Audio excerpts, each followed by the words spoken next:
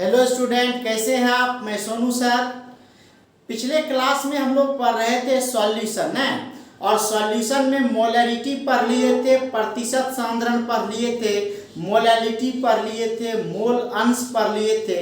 आज हम लोग पढ़ेंगे नॉर्मलिटी, नॉर्मलता या सामान्यता देखेंगे।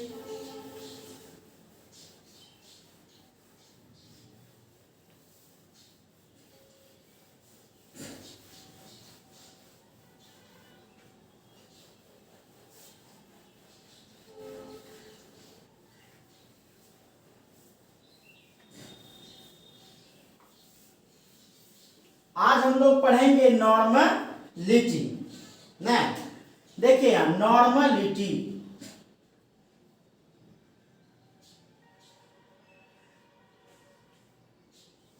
नॉर्मलिटी नॉर्मलिटी का हिंदी हो गया नॉर्मलता या सामान्यता।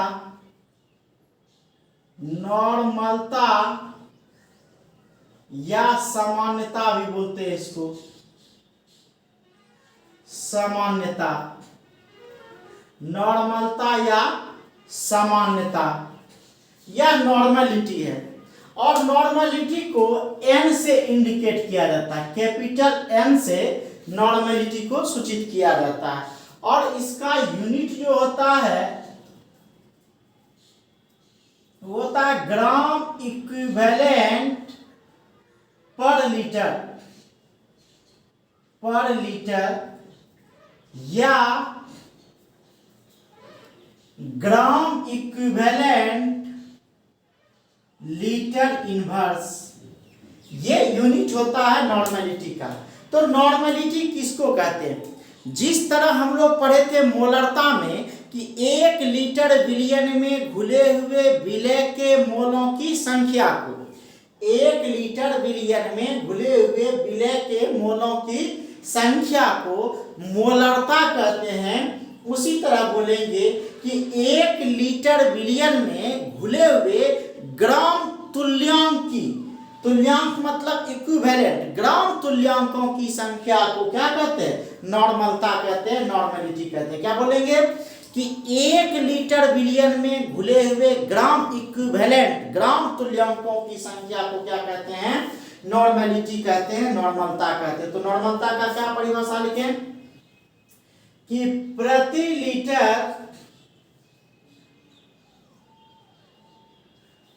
लीटर विलयन में, प्रति लीटर विलयन में घुले हुए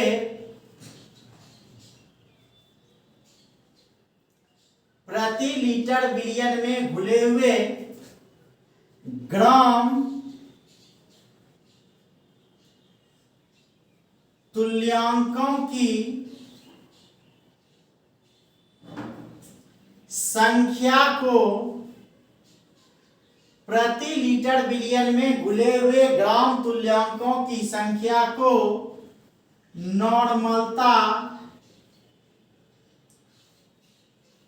या सामान्यता कहते हैं।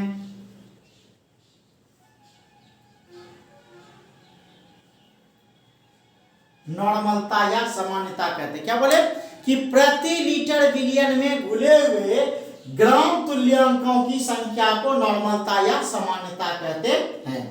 इसे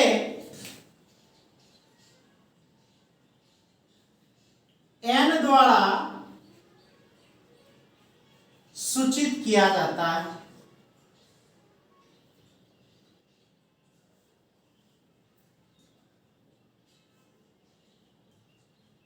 इसे एन द्वारा सूचित किया जाता है।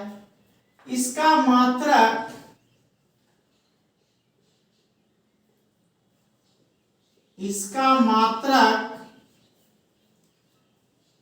ग्राम तुल्यांक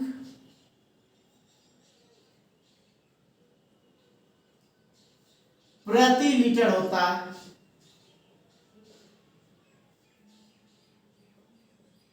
इसका मात्रक जो होता है वह ग्राम तुल्यांक प्रति लीटर होता है। जिस तरह मेरा मोलरता ताप द्वारा प्रभावित होता था यह भी यूनिट ताप द्वारा प्रभावित होता है। यह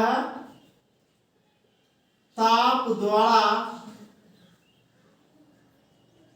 प्रभावित होता है। कहने का मतलब इसके ऊपर भी ताप का प्रभाव पड़ता है। ठीक है, तो यह ताप द्वारा प्रभावित होता है। अब देखिए यहाँ कहता है कि n बराबर अब क्या होगा, तो यह हम लोग समझेंगे, फॉर्मूला लिखेंगे। फॉर्मूला कैसे निकलेगा, तो कहता है कि n बराबर क्या हो गया, ग्राम इक्विवेलेंट। इसका मतलब क्या हो गया, ग्राम इक्विवेलेंट प्रति लीटर। लीटर को वॉल्यूम में मापते हैं तो v दे देंगे यहाँ किस में, लीटर में। n बराबर हो गया ग्राम इक्विवेलेंट प्रति लीटर ना। अब कहता है कि ग्राम इक्विवेलेंट क्या है। अगर हम लोग ग्राम इक्विवेलेंट इसको ऐसे भी लिख सकते हैं, n बराबर नॉर्मलता बराबर ना कि ग्राम इक्विवेलेंट ऑफ सॉल्यूट, मतलब विलेय का ग्राम तुल्यांक, विलेय का ग्राम तुल्यांक, विलेय का ग्राम तुल्यांक बटा विलयन का आयतन, किसमें, लीटर में।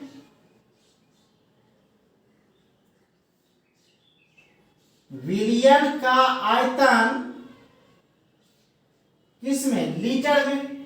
तो यह n बराबर हो गया, सामान्यता बराबर हो गया विलेय का ग्राम तुल्यांक। तो सीधा ग्राम तुल्यांक, इक्विवेलेंट का मतलब क्या हो गया, ग्राम तुल्यांक बटा आयतन, वॉल्यूम, कितना में, तो प्रति लीटर बिलियन में, तो 1 लीटर बिलियन में हो गया। अब कहता है कि हम समझेंगे कि यह ग्राम तुल्यांक है क्या, समझे हम। तो कहता है कि ग्राम तुल्यांक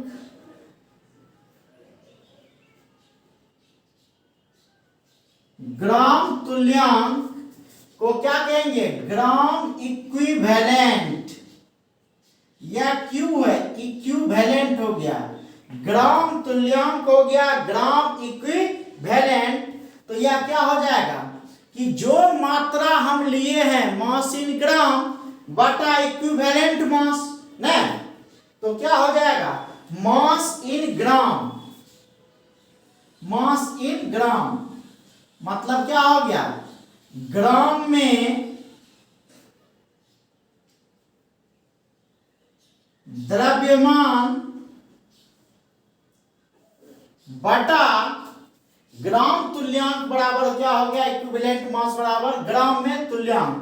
ग्राम में द्रव्यमान को x से लिखते हैं। ग्राम में द्रव्यमान को किससे लिखते हैं, x से लिखते हैं। और यह बटा क्या हो जाएगा, ग्राम हो गया विलेय का, और बटा तुल्यांकी द्रव्यमान, तुल्यांकी भार किसका, विलेय का। तो यह तुल्यांकी भार अगर हमको पता हो जाए तो हमारा नॉर्मेलिटी आसानी से निकल जाएगा। मतलब जैसे हम बोले कि 10 ग्राम तुल्यांक, 10 ग्राम तुल्यांक का मतलब हो गया 10 ग्राम वेट, 10 ग्राम x, और तुल्यांक चाहे वह NaCl हो, अम्ल हो, क्षार हो, लवण हो, तत्व हो, आयन हो, जिसका तुल्यांकी द्रव्यमान होगा वो तुल्यांकी द्रव्यमान निकालना सीखेंगे, और वह तुल्यांकी द्रव्यमान इसके बटा में आ जाएगा। तो क्या हो गया, इक्विवेलेंट मास, तुल्यांकी द्रव्यमान, तुल्यांकी द्रव्यमान। तुल्यांकी द्रव्यमान को हम लोग ई से लिखते हैं, ठीक है। तो ग्राम तुल्यांक, ग्राम इक्विवेलेंट, इसको हम लिख देते हैं पूरा कि ग्राम इक्विवेलेंट, ग्राम इक्विवेलेंट है सर ग्राम तुल्यांक, ठीक है। तो ग्राम में द्रव्यमान बटा तुल्यांकी द्रव्यमान, तो ग्राम में द्रव्यमान मेरा x हो गया और तुल्यांकी द्रव्यमान मेरा e हो गया। तो यह हो गया विलेय का ग्राम तुल्यांक, तो ग्राम तुल्यांक, तो विलेय का ग्राम तुल्यांक के बदले x बाय e लिख सकते हैं। तो n बराबर क्या हो जाएगा, n बराबर हो जाएगा x/e गुना v, किस में, लीटर में। एक फॉर्मूला मेरा ये निकल गया सर, ठीक है, कि यह n बराबर क्या निकल गया, x/e गुना v लीटर में। यदि इसको मिलीलीटर में बदलना हो तो 1000 से क्या कर देंगे, भाग दे देंगे। तो जैसे 1000 से भाग देंगे तो यह n बराबर क्या हो जाएगा, x गुना 1000 बटा e गुना v, किसमें, मिलीलीटर में। यह हमारा फॉर्मूला हो गया नॉर्मेलिटी का। अब यह x तो हमको समझ में आ गया कि जितना ग्राम लिए, जैसे 5 ग्राम 10 ग्राम 20 ग्राम 50 ग्राम जितना वजन लिए, या e क्या है, या तुल्यांकी द्रव्यमान क्या है। तो हम लोग अब तुल्यांकी द्रव्यमान निकालना सीखेंगे, ठीक है। फटाक से इसका स्क्रीनशॉट लीजिए।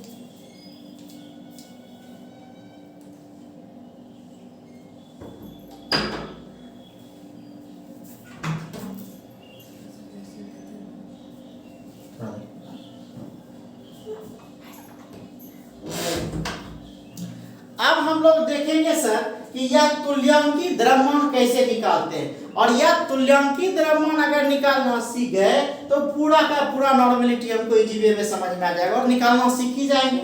समझते हैं कैसे।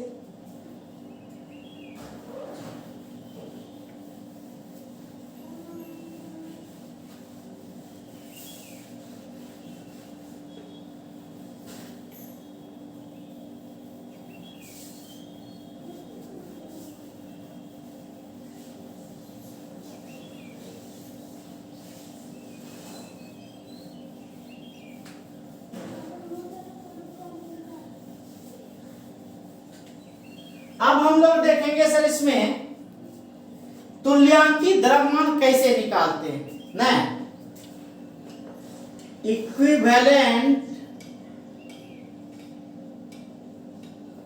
इक्विवेलेंट को शॉर्ट में ऐसे लिखते हैं sir, equivalent mass. Equivalent mass का हिंदी क्या हुआ, तुल्यांकी द्रव्यमान।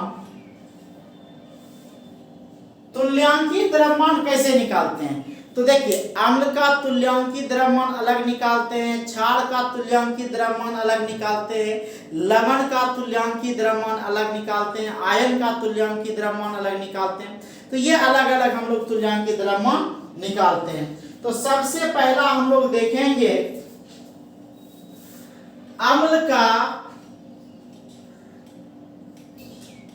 अम्ल का तुल्यांकी द्रव्यमान। ये अम्ल का तुल्यांकी द्रव्यमान बोलेंगे या अम्ल का भार बोलेंगे। तो अम्ल का तुल्यांकी द्रव्यमान होता है सर अम्ल का आणविक भार। अम्ल का आणविक भार बटा क्षारकता। अम्ल का आणविक भार बटा क्षारकता। क्षारकता किसको कहते हैं, बेसिसिटी, कि जितना H+ आयन का क्या करेगा, त्याग करेगा ने। तो क्या किया, प्रदान किए गए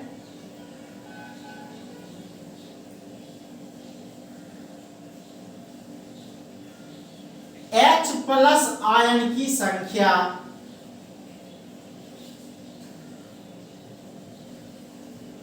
प्रदान किए गए H+ आयन की संख्या।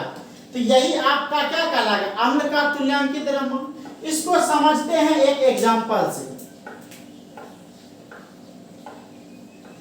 जैसे पूछेगा HCl हाइड्रोक्लोरिक अम्ल है ना, HCl का तुल्यांकी द्रव्यमान क्या होगा। तुल्यांकी द्रव्यमान क्या सर, ई की बात कर रहे हैं। तुल्यांकी द्रव्यमान मतलब हम लोग किसकी बात कर रहे हैं, ई की। अम्ल HCl का तुल्यांकी द्रव्यमान क्या होगा, तो अम्ल का आणविक भार, तो हाइड्रोजन का आणविक भार होता है 1 और क्लोरीन का 35.5, तो 35 1 प्लस कितना हो गया 35.5। अब बटा देखिए तो जब HCl को आप तोड़िएगा तो यह टूटेगा सर H प्लस में और Cl माइनस में, तो कितना H टूट रहा है 1, तो यह क्या हो जाएगा इसकी क्षारकता, तो यह 1 H प्लस दे रहा है, तो बटा क्या हो जाएगा 1, तो यह हो जाएगा 36.5 बटा 1 बराबर क्या हो गया 36.5। ये हो गया HCl का तुल्यांकी द्रव्यमान, मतलब यह अम्ल का तुल्यांकी द्रव्यमान हो गया। ठीक है, उसी तरह कोई भी जैसे H2SO4 है उसका भी देख सकते हैं, तो H2SO4 है तो H2SO4 में क्या हो गया 2 हो गया, बता ही देते हैं। जैसे देखिए यहाँ H2SO4 का तुल्यांकी द्रव्यमान को भार भी लिख सकते हैं, तुल्यांकी भार बराबर क्या हो जाएगा H2SO4 हाइड्रोजन का परमाणु द्रव्यमान 1 गुना 2 तो हो गया 2, और सल्फर का होता है 32, परमाणु संख्या होता है 16, द्रव्यमान संख्या होता है 32, और ऑक्सीजन का होता है 16, तो 16 चौक 64, 32 जोड़ 64। अब देखिए यह H2SO4 को जब तोड़िएगा तो यह H2 पर प्लस आ जाएगा और SO4 पर 2 माइनस आ जाएगा। ध्यान दीजिए कि यहां जो हम SO4 पर 2 माइनस लिखे हैं सर, या 2 माइनस, तो यहां 2 गुना 1 प्लस है तो 2 हो गया, तो यह H2SO4 है, तो कहने का मतलब यह कितना त्याग कर रहा है 2 इलेक्ट्रॉन 2 H प्लस, तो यहां बटा क्या हो जाएगा 2, तो सबको जोड़ दीजिए 4 2 6 2 8 6 3 9 98/2 हो गया 45 दूना 90 और 45 4 49। यही इसका क्या निकल गया सर, ये ई का वैल्यू निकल गया तुल्यांकी द्रव्यमान। ये तो था अम्ल का तुल्यांकी द्रव्यमान। उसी तरह अगर हमको क्षार का तुल्यांकी द्रव्यमान निकालना हो तो क्षार का तुल्यांकी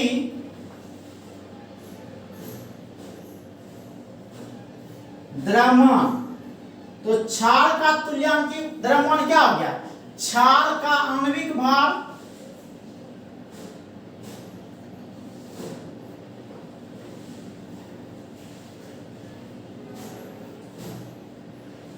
क्षार का आणविक भार बटा यह हो जाएगा अम्लता। अम्लता, अम्लता क्या है सर, तो प्रदान किए गए OH माइनस आयन की संख्या, प्रदान किए गए OH माइनस आयन की संख्या। इसका हम एक एग्जांपल देखते हैं सर, ठीक पूछेगा सोडियम हाइड्रोक्साइड का तुल्यांकी द्रव्यमान, NaOH का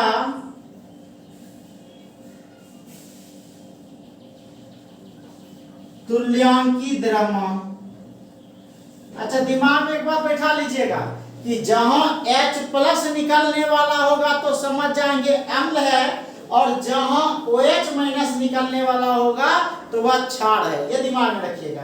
तो NaOH का तुल्यांकी द्रव्यमान क्या हो गया सर, तो देखिए तो सोडियम का कितना होता है, तो सोडियम का होता है कितना, परमाणु संख्या होता है 11 और द्रव्यमान संख्या होता है 23, तो यह हो गया 23 जोड़ ऑक्सीजन का होता है 16 और हाइड्रोजन का होता है 1, सबको जोड़ दीजिए ठीक है। और NaOH जब टूटेगा तो यह ध्यान दीजिए कि एक Na+ में टूटेगा और एक OH- में टूटेगा।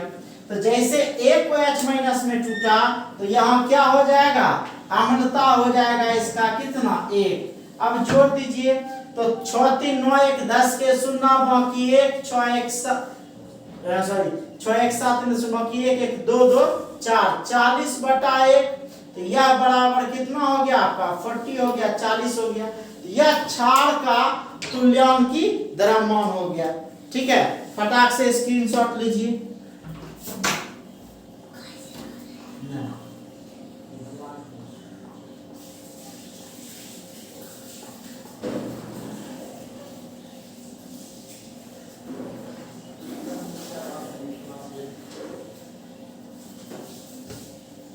हो गया सर?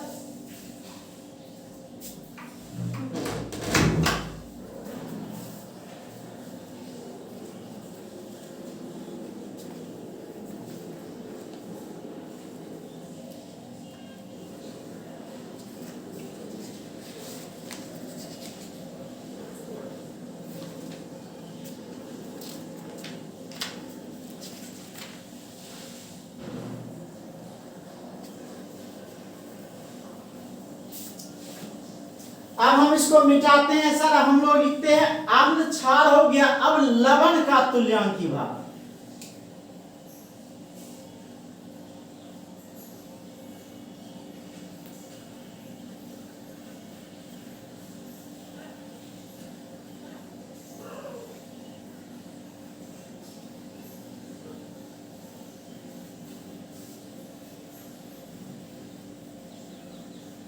अब ये देख लिए सर, हम अम्ल देख लिए, क्षार देख लिए।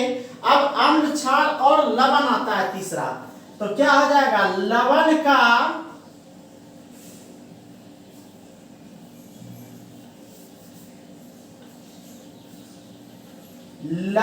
का तुल्यांकी द्रव्यमान क्या हो जाएगा। तो लवण का तुल्यांकी द्रव्यमान बराबर क्या हो गया, लवण का आणविक भार, लवण का आणविक भार अब बटा क्या हो जाएगा कि जितना इसमें प्लस चार्ज होगा, जितना धनात्मक आयन की संख्या होगी, तो हम लोग लिख सकते हैं कि धनायन पर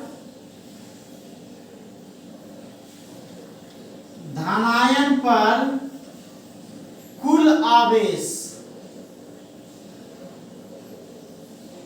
धनायन पर कुल आवेश। ठीक है, इसका एग्जांपल हम लोग देखते हैं।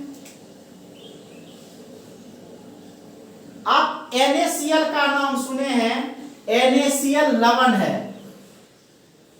NaCl का तुल्यांकी भार बराबर, अब देखिए सोडियम का होता है 23 और क्लोरीन का होता है 35.5। तो यह हो गया 23 जोड़ 35.5 बटा, अब इसको तोड़िए। तो जब तोड़िएगा तो यह टूटेगा Na+ में और यह टूटेगा Cl- में। तो यहाँ ध्यान दीजिए कि कितना प्लस है, 1 प्लस है। तो यहाँ धनायन पर कुल आवेश कितना है, 1 है। यह क्या हो जाएगा 5 3 8 और 3 2 5, 58.5। ये आ गया NaCl का तुल्यांकी द्रव्यमान। और भी ले सकते हैं, जैसे जिंक ऑक्साइड है, ठीक है, तो Zn पर क्या है 2+ है। उसी तरह आप ले सकते हैं जितना भी जो भी लवण है, ठीक है, जो भी लवण है, जैसे हम लोग दे सकते हैं CaCl2, ठीक है, यह भी लवण है। तो जितना चार्ज होगा वो लिखेंगे। जैसे हम एक और देखते हैं, जैसे CaCl2 का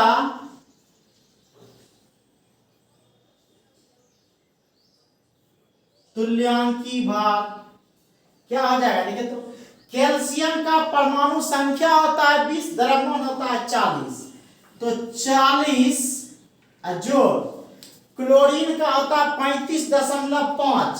तो 35.5 गुना 2, 35.5 गुना कितना 2, और बटा जब इस CaCl2 को तोड़ा जाएगा तो यह टूटेगा Ca2 प्लस और Cl2 पर 1 माइनस। ठीक है, तो अब यहां ध्यान दीजिए कि Ca पर मेरा कितना प्लस है 2 प्लस, तो इसका मतलब हमारा बटा में कितना हो जाएगा 2 हो जाएगा।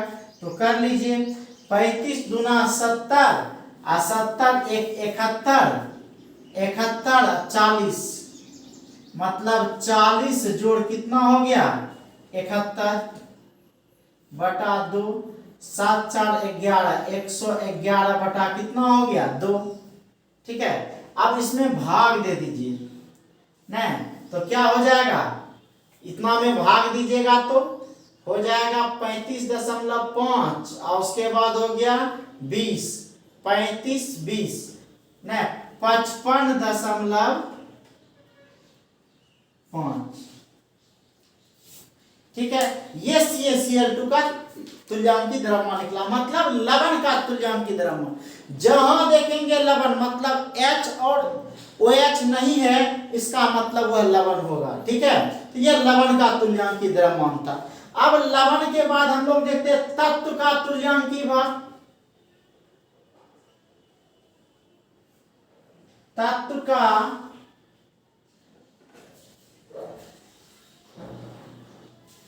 तुल्यांकी द्रव्यमान। तो तत्व का तुल्यांकी द्रव्यमान क्या हो गया सर, तो तत्व जो होता है एक होता है, जैसे हाइड्रोजन है, कार्बन है, नाइट्रोजन है, एक ही होता है, उसका परमाणु भार हो जाएगा, अब आणविक भार नहीं होगा। अब क्या होगा परमाणु भार, तो क्या लिख देंगे तत्व का परमाणु द्रव्यमान, तत्व का परमाणु द्रव्यमान, तत्व का परमाणु द्रव्यमान और बटा हो जाएगा तत्व की संयोजकता। संयोजकता किसको कहते हैं, किसी दूसरे परमाणु के साथ जुड़ने के लिए जितने इलेक्ट्रॉन की आवश्यकता होती है वही उसका संयोजकता कहलाता है। तत्व का परमाणु द्रव्यमान बटा तत्व की संयोजकता। तत्व का तुल्यांकी द्रव्यमान बराबर हो गया तत्व का परमाणु द्रव्यमान बटा तत्व की संयोजकता। अब देखिए इसका एग्जांपल, जैसे हम लोग दे दिए यहां कैल्शियम, यह तत्व है, कैल्शियम का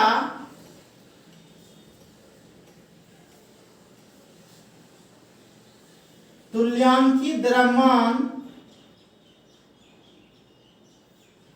बराबर, तो तत्व का परमाणु द्रव्यमान, कैल्शियम का परमाणु द्रव्यमान होता है 40 बटा, या कैल्शियम की संयोजकता होती है 2, क्या होती है 2, तो 40 बटा क्या हो जाएगा 2 बराबर कितना 20।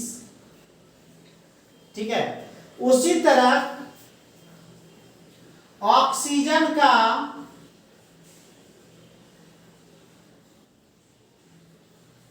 तुल्यांकी द्रव्यमान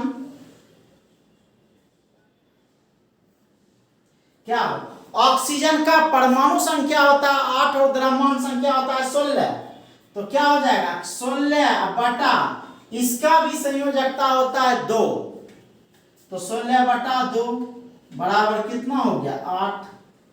ठीक है, अगर O2 का तुल्यांकी द्रव्यमान देखते हैं तो 16 दूना 32। ठीक है, तो क्या हो जाता 32 बटा कितना 2, नहीं संयोजकता एक ऑक्सीजन का 2 था तो 4 हो जाता, बात वही होता। तो ये था आपका तत्व का और इक्विवेलेंट का, सॉरी तत्व का और लवण का। जल्दी लिखिए तब हम लोग आयन का तुल्यांकी द्रव्यमान समझेंगे।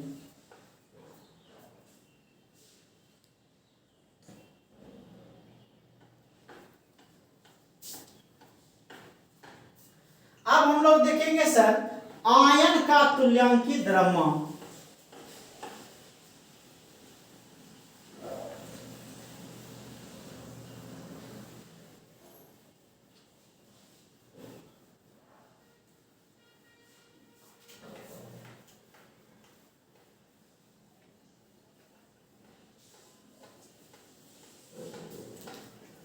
आयन का तुल्यांकी द्रव्यमान, आयन का तुल्यांकी द्रव्यमान बराबर क्या होता है?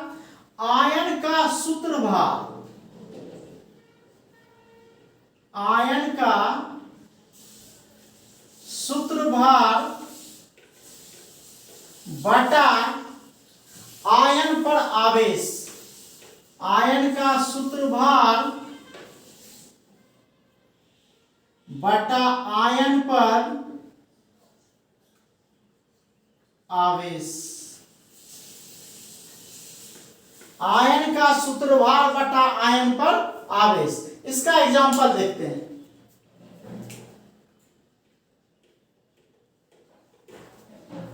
आयन है सर, जैसे हम लोग देख दिए NH4 प्लस का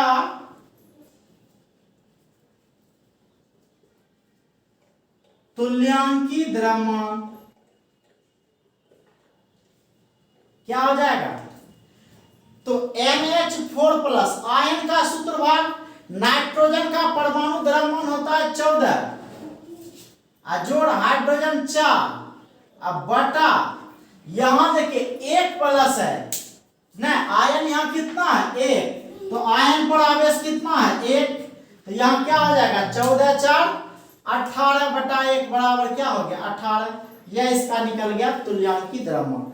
अगर हम लोग देखें CO3 2- का तुल्यांकी द्रव्यमान,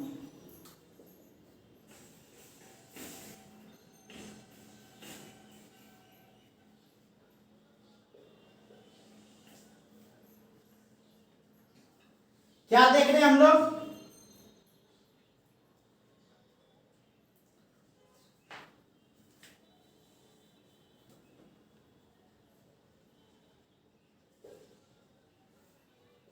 CO3 2- का देखिए, कार्बन का होता है सर 12, तो लिख दिए 12 जोड़ ऑक्सीजन का 48, अब बटा यहां ध्यान दीजिए यहां कितना आयन है 2-, तो यहां बटा क्या हो जाएगा 2, 48 जोड़ 12 क्या हो गया 8 2 10 के 0 बाकी 1 4 1 5 1 6 60 बटा 2 बराबर कितना 30। ठीक है, ये था इक्विवेलेंट मास तुल्यांकी द्रव्यमान। ठीक है, तो ये हमारा जो है इक्विवेलेंट मास समाप्त हो गया, या यूं कहेंगे कि नॉर्मेलिटी मेरा क्या हो गया समाप्त हो गया। अब इसमें एक लास्ट बचा हुआ है हमारा ppm, नहीं पार्ट पर मिलियन, तो उसको देखेंगे तो यह टॉपिक खत्म हो जाएगा। इसके बाद नेक्स्ट टॉपिक हम लोग देखेंगे सॉल्युबिलिटी। अंत में हम कहेंगे कि फिर चैनल को अधिक से अधिक सब्सक्राइब कीजिए, अपने दोस्तों के बीच शेयर कीजिए और अधिक से अधिक लोग जुड़िए। Thank you.